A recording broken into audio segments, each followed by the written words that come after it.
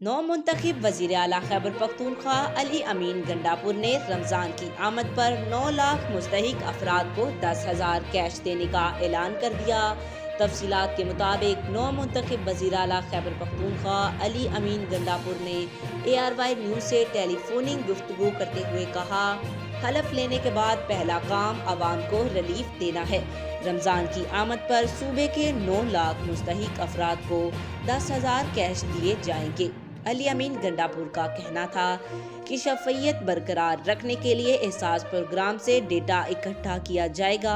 रमज़ान के बाबरकत महीने में आवाम की मुश्किलात को कम से कम करना मकसूद है। 9 मुंतखब वज़ीर आला खैबर पख्तूनख्वा ने बताया कि सूबे में बड़े पैमाने पर रिफॉर्मर्स लगाएंगे, करप्शन और बदअवानी के खात्मे के लिए माहिरीन की खिदमात हासिल करेंगे, साथ करप्शन करने वालों को और ज़राए को रोकेंगे। इनका कहना था कि तमाम सरकारी मुलाजमीन को एहतमाद में लेकर खिदमात करेंगे।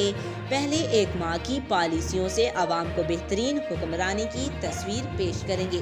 करप्शन के खात्मे के लिए आवाम की मदद जरूरी है। आज तक के लिए इतना ही। मज़ीद ऐसी मालूमाती वीडियो देखने के लिए हमारे चैनल को सब्सक्राइब करें।